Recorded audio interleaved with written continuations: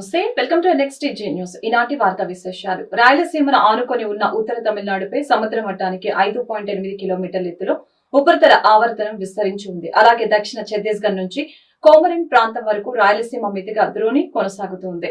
వీటి ఫలితంగా రానున్న 3 రోజుల్లో వర్షాలు కురవనున్నాయి. శని ఆదివారాల్లో ఉత్తర దక్షిణ కోస్తాంధ్ర రాయలసీమలోని కొన్ని చోట్ల తేలికపాటి నుంచి మోస్తరు వర్షాలు కురిసే అవకాశం ఉందని భారత వాతావరణ విభాగం నివేదికలు తెలిపింది. అదే సమయంలో ఉరుములు మెరుపులతో పాటు అక్కడక్కడ పిడుగులకి ఆస్కారం ఉందని, గంటకు 40 నుంచి 50 కిలోమీటర్ల వేగంతో బలమైన ఈదురుగాలులు వీస్తాయని తెలిపింది. ఈ నేపథ్యంలో ప్రజలు అప్రమత్తంగా ఉండాలని హెచ్చరించింది. ఆదివారం నాటికి నైరుతి రుతుపవనాలు దక్షిణ అండమాన్ సముద్రం, ఆగ్నేయ బంగాళాఖాతంలోని కొన్ని ప్రాంతాలు, నికోబార్ దీవుల్లోకి ప్రవేశించే అవకాశం ఉందని వివరించింది. రాష్ట్రంలో చోటు చేసుకున్న ఎన్నికల హింసపై సిట్ దర్యాప్తు ప్రారంభమైంది. ఈ మేరకు వినీత్ బ్రిజ్లాల్ తాజాగా దర్యాప్తు ప్రారంభించారు. వినీత్ బ్రిజ్లాల్ నేతృత్వంలో ప్రత్యేకంగా సిట్ ని ఏర్పాటు చేశారు. సిట్ బృందంలో మొత్తం 13 మంది అధికారులు ఉన్నారు. ACP SP Ramadevi, additional SP సౌమ్యలతను నియమించారు.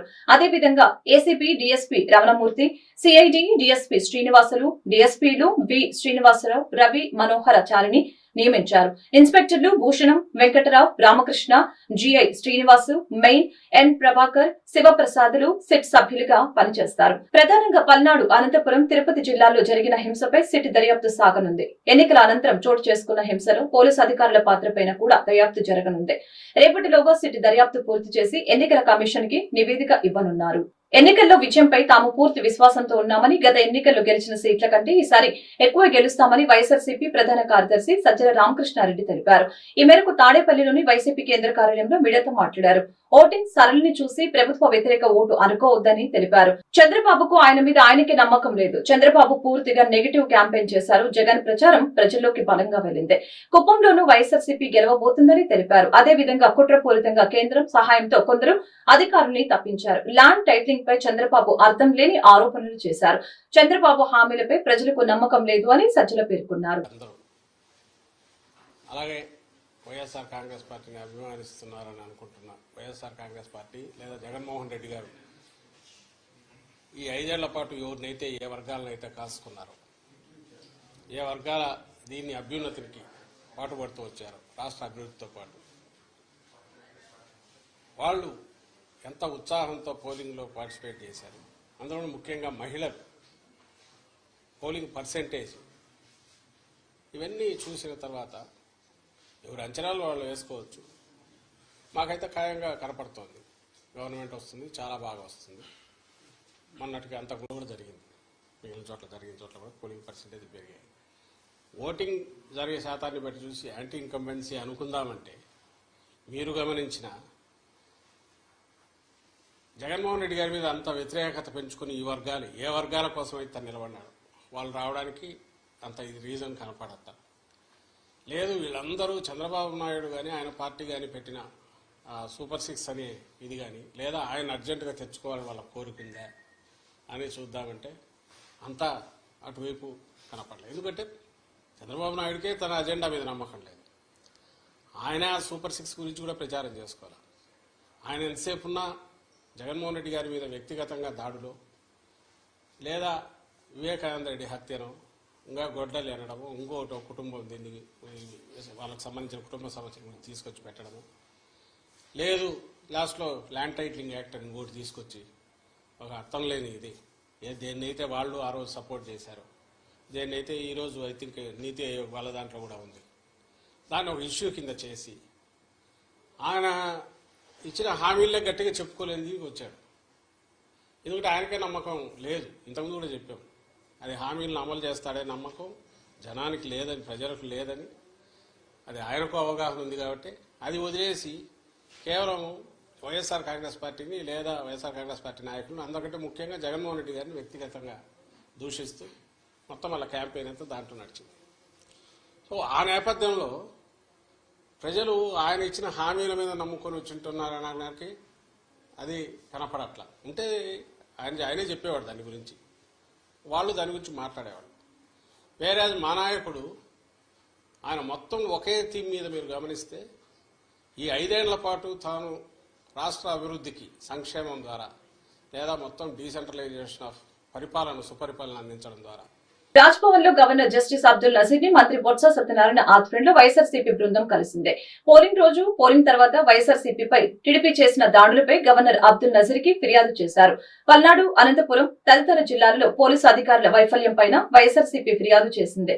పోలీసు అధికారుల్ని ఈసీ మార్చిన చోటే హింసాత్మక సంఘటనలు ఎక్కువ చోటు చేసుకున్నాయని వైఎస్ఆర్సీపీ నేతలు ఫిర్యాదు చేశారు. చంద్రబాబు ప్రోద్బలంతోనే టీడీపీ కార్యకర్తలు హింసాత్మక ఘటనలకి దిగారని, చంద్రబాబుతో పాటు ఘటనకి కారణమైన వారిపై చర్యలు తీసుకోవాలని ఫిర్యాదులో పేర్కొన్నారు. మంత్రి బొత్సతో పాటు గవర్నర్ ని కలిసిన వారిలో మేరుగా నాగార్జున, పేర్ని నాని, లీలాపిరెడ్డి, మోపిదేవి వెంకటరమణ, కావటి మనోహర్ నాయుడు తదితరులు ఉన్నారు. ఈ సందర్భంగా బొత్స, పేర్ని నాని మీడియాతో మాట్లాడారు. బాబు ప్రోద్బలంతోనే టీడీపీ కార్యకర్తలు దాడులు చేశారని చెప్పారు. బాబుతో పాటు హింసకు కారణమైన వారిపై చర్యలు తీసుకోవాలని డిమాండ్ చేశారు. పోలింగ్ తర్వాత జరుగుతున్న హింస ఆందోళన రేపుతుందని తెలిపారు.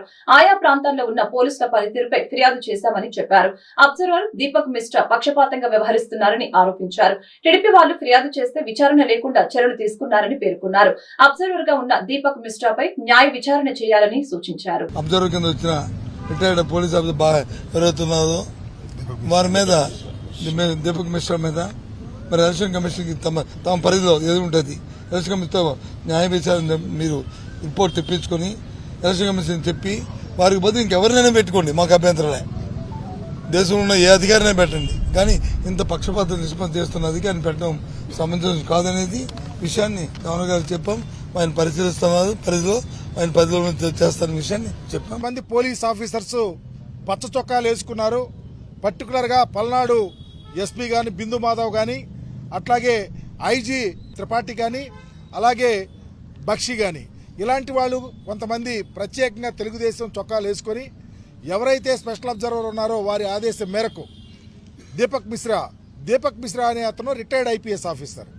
అతను ఆంధ్రప్రదేశ్కి అలాట్ అయితే అతను వెళ్ళి ఎవరో ఒక అతని దగ్గర ప్రైవేట్గా వెళ్ళిపోయి ఫంక్షన్కి వెళ్ళిపోయి తెలుగుదేశం వాళ్ళతో కొమ్మక్కై రిటైర్డ్ ఐపీఎస్లతో కూర్చొని తర్వాత వచ్చి ఎలక్షన్ ప్రాసెస్లో ఇన్వాల్వ్ అయ్యి నిష్పక్షపాతంగా జరపవలసినటువంటి ఎన్నికల్ని పక్షపాత ధోరణితో ఏకపక్షంగా ఒక పార్టీకి కొమ్ము కాస్తూ ఇవాళ ఎన్నికల ప్రక్రియని ఏ రకంగా ఎవరెవరు నడిపిస్తున్నారో, పాత్రదారులు ఎవరో, సూత్రధారులు ఎవరో ప్రతిదీ కూడా వారికి కేటగారికల్ గా గవర్నర్ గారికి వివరించడం జరిగింది.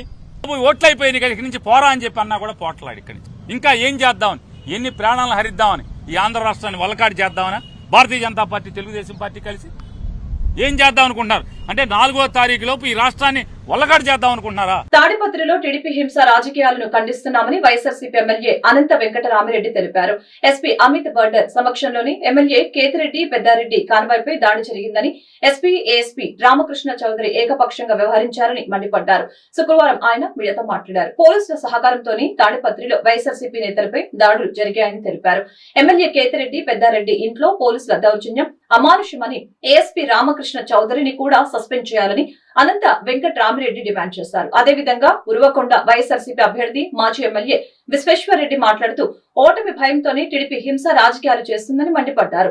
చంద్రబాబు డైరెక్షన్ లో ఇష్టారాజ్యంగా ఐఏఎస్, ఐపీఎస్ అధికారిని బదిలీ చేయడం వల్లే ఎన్నికల్లో హింస చెలరేగిందని తెలిపారు.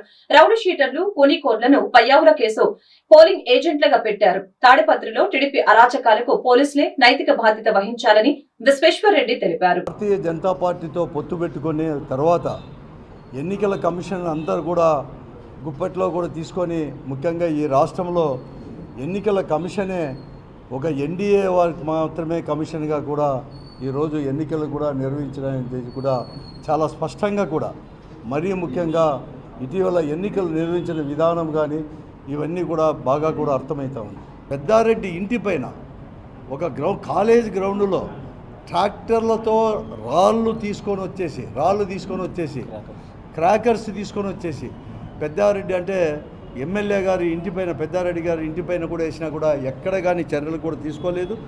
వారి యొక్క వీడియోలు అనేది కూడా చూస్తే ట్రాక్టర్లతో తీసుకొని వచ్చిన పోలీసు వాళ్ళు కూడా, ఇది ఎక్కడ చూసినా అన్నీ కూడా ఉన్నాయి. పోలీసు వాళ్ళు కూడా ఆ మాబు వెనకలే ఉన్నారు, కానీ ఎక్కడ కానీ చర్యలు కూడా తీసుకోలేనివి కూడా ఇక్కడ కంప్లీట్గా కూడా పూర్తిగా కూడా అర్థమవుతూ ఉంది. ఎన్నికలు ఇంకా వారం రోజులు ఉన్నట్టుగా డిఐజీని ఇక్కడ చాలా అవమానకరమైన రీతిలో బదిలీ చేసింది ఎన్నికల కమిషన్.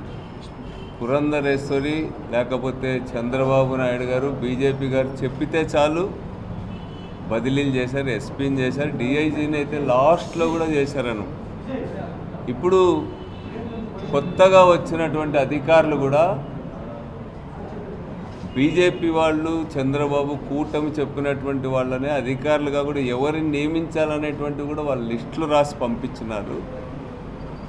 ఈరోజు ఎన్నికల కమిషన్ బాధ్యత వహించాలి ఈ ఘటనలకు అన్నింటికీ కూడా. ఉన్నట్టుండి అత్యంత సమస్యాత్మకమైనటువంటి నియోజకవర్గాల్లో, సమస్యాత్మకమైనటువంటి జిల్లాలలో ఏమాత్రం అవగాహన లేకుండా ఆ ప్రాంతాలపైన ఏమాత్రం పట్టు లేనటువంటి అధికారులను ఉన్నట్టుగా నియమించిన ఫలితం కూడా. ఎన్నికల సందర్భంగా రాష్ట్రంలో చెలరేగిన హింసకు కొమ్ము కాసిన అధికారులపై కేంద్ర ఎన్నికల సంఘం కొరడా జులిపించింది. ముగ్గురు ఎస్పీలు ఒక జిల్లా కలెక్టర్ ని బాధ్యులుగా నిర్ణయిస్తూ రాష్ట్ర ప్రభుత్వం ఇచ్చిన నివేదికపై తీవ్ర స్థాయిలో స్పందించింది. పల్నాడు ఎస్పీ బిందు మాధవ్, అనంతపురం ఎస్పీ అమిత్ బర్డన్ ను సస్పెండ్ చేసిన EC, Tirupati SP Krishnakanth Patel, Palnadu collector శివశంకర్లపై బదిలీ వేటు వేసింది. ఈ 3 జిల్లాలకు చెందిన 12 మంది కింద స్థాయి పోలీసు అధికారులపై సస్పెన్షన్ వేటు వేసింది. ఈ 16 మంది పైన శాఖపరమైన విచారణ జరిపించాలని ఆదేశించింది. శుక్రవారం సాయంత్రం 3 గంటల్లోగా వారిపై ఛార్జ్ షీట్ వేయాలని స్పష్టం చేసింది. వారిపై శాఖపరమైన విచారణకు ఆదేశించింది. 60 రోజుల్లోగా విచారణ పూర్తి చేసి తదుపరి చర్యల కోసం సిఫార్సులతో నివేదిక ఇవ్వాలని సూచించింది. తమ ఆమోదం లేకుండా సస్పెన్షన్ ఎత్తివేయకూడదని, శాఖపరమైన చర్యలు నిలిపివేయకూడదని పేర్కొంది.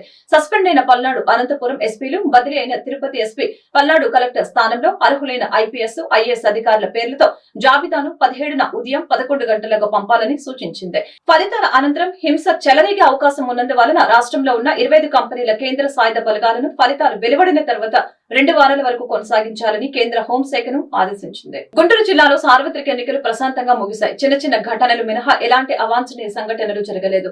దీంతో జిల్లా యంత్రాంగం ఊపిరి పీల్చుకుంది. ఇక ఫలితాల విషయానికి వస్తే ఐపీఎల్ క్రికెట్ మ్యాచ్ లెవెల్లో బెట్టింగ్లు జరగడం విశేషం. ప్రధానంగా గుంటూరు పశ్చిమ నియోజకవర్గం నుంచి పోటీ చేసిన వైసీపీ కూటమి అభ్యర్థులు విడతల రజని, గల్లా మాధవి గెలుపోటములపై భారీ బెట్టింగ్లు జరిగినట్లు తెలుస్తోంది. అలాగే వచ్చే మెజారిటీపై కూడా పందాలు బాగానే కాసారని సమాచారం. అదేవిధంగా మంగళగిరి నియోజకవర్గం నుంచి నారా లోకేష్ విజయంపై భారీ మొత్తంలో 1కి 5 పందెం. ఇరు పార్టీలు కాయటం చూస్తూ ఉంటే డబ్బు ఏ స్థాయిలో చేతులు మారుతుందో అర్థమవుతుంది. కాగా సత్తెనపల్లి నియోజకవర్గం నుంచి బరిలో నిలిచిన అంబటి రాంబాబు, కన్నా లక్ష్మీనారాయణ విజయ అవకాశాలపై పందెం రాయులు భారీగానే బెట్టింగ్లు కాశారు. ఇక చెప్పుకుంటూ పోతే గుంటూరు పార్లమెంటు స్థానం మినహా 7 నియోజకవర్గాల్లో బెట్టింగ్ కాయ్ రాజా కాయ్ అన్నట్లుగా కొనసాగుతుంది. ఈ పందాలను పసిగట్టడంలో నిఘా సంస్థలు కూడా ఘోరంగా విఫలమయ్యాయి. ఇప్పటికే పల్నాడు ప్రాంతంలో చెలరేగిన అల్లర్లను ఎలక్షన్ కమిషన్ చాలా సీరియస్ గా తీసుకుని పల్నాడు జిల్లా ఎస్పీ, డీఎస్పీ, పలువురు సిఐలు, ఎస్ఐలను సస్పెండ్ చేసింది. మరికొందరిని బదిలీ చేసింది. పల్నాడు జిల్లా కలెక్టర్ పై బదిలీ వేటు వేయడంతో రాష్ట్ర వ్యాప్తంగా రాజకీయ పరంగా కాకరేపుతూ ఉంది. ఈ సమయంలోనే ఎలక్షన్ ఫలితాలపై బెట్టింగ్లు తారాస్థాయికి చేరుకోవడంతో పోలీసులకు తలనొప్పిగా మారింది. మాచర్ల, గురజాల, నర్సరావుపేట, చిలుకలూరుపేట, పెదకూరుపాడు, వినుకొండ నియోజకవర్గాలలో చెలరేగిన అల్లర్లపై హైకోర్టు కూడా తీవ్రంగా స్పందించింది. ఈ ఘర్షణలు అణచివేయాలని పోలీస్ శాఖను ఆదేశించింది. ఇదిలా ఉంటే సందట్లో సడేమియా అన్నట్లు ఎన్నికల ఫలితాల బెట్టింగులు వెంకిపెళ్లి సుబ్బిచావుకు వచ్చిన చందంగా తయారైంది. గుంటూరు జిల్లాలో ఇంత పెద్ద మొత్తంలో బెట్టింగులు కాయటం అందరినీ ఆశ్చర్యానికి గురి చేస్తోంది. ఈ వార్తలు ఇంతటితో సమాప్తం. మరొక బులెటిన్లో మళ్ళీ కలుద్దాం. నమస్కారం.